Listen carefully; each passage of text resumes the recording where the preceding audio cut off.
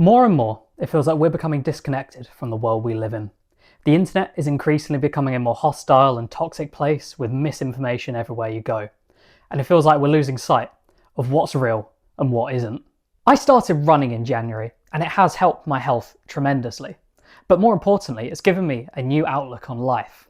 I feel like we're so invested in stories that aren't real that we're really beginning to miss out on the stories that actually are. So this is where this spark came from, this desire for adventure, this desire to get out into the open world. So I'm going to go find an adventure that we can find in our local area. So let's go.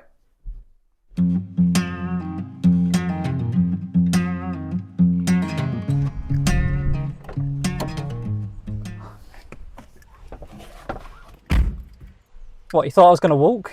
I'm looking for an adventure, but please be reasonable.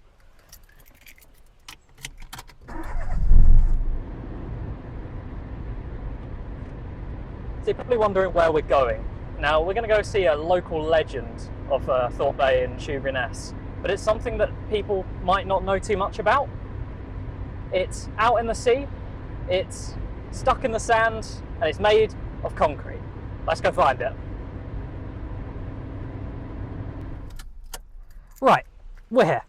Let's get down to the beach. Right, so I'm down here at Thorpe Bay seafront, where I'm going to use today's local legend. Behind me, you'll be able to see Mulberry Harbour out into the distance, as it's called by the locals. As you can see behind me, it appears like 2 blocks sunk out into the ocean. Now, it sometimes gets confused with the SS Richard Montgomery, which is over towards Kent. Now, that's a story for another time, but it's a whole lot more dangerous than what we'll talk about today. There's a lot more to the story of what you see behind me than you may realise. Mulberry Harbours were a larger and far more organised endeavour than the wreck behind me would tell you. The Mulberry Harbour, seen from the coast of Thorpe Bay and Shoeburyness, in actuality was just one piece of what a Mulberry Harbour actually was. Like a lot of odd abandoned structures in the southeast of England, this story begins in the Second World War, towards the latter end of the conflict. Starting in 1942, in a joint venture between the British, Canadians and Americans, the Phoenix caissons were put together in complete secrecy. Basically, they were massive watertight concrete barges which were used to house supplies and munitions in the Mulberry Harbours. These caissons were brought together close to the occupied French coast, along with pontoons and floating roadways, all with very silly names like whales, beetles and spuds.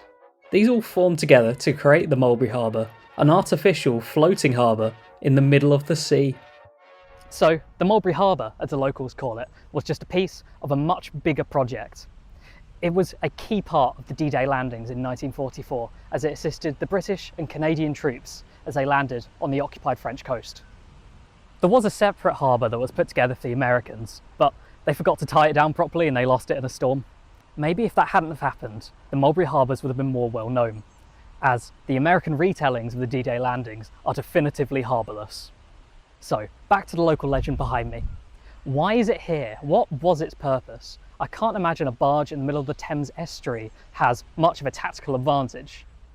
Well, the obvious answer is no. Its final resting place was not its intended destination. From what I can gather from the first page of Google is that its watertight quality became quickly unwatertight. This happened while it was being towed from Immingham on the Humber to Southsea, which is near Portsmouth. It seems then that the barge was purposely scuttled on the sandbank, where it would be out of the way. Its concrete form cementing itself in the seaside view of Shoeburyness to this day. If you enjoyed this story and would like to hear more like it, please let me know. I'd love to hear what you think. Now, it's quite popular to actually walk out to Mulberry Harbour and get a closer look, but the tide's in, so I'm just going to go home. Ta-ra!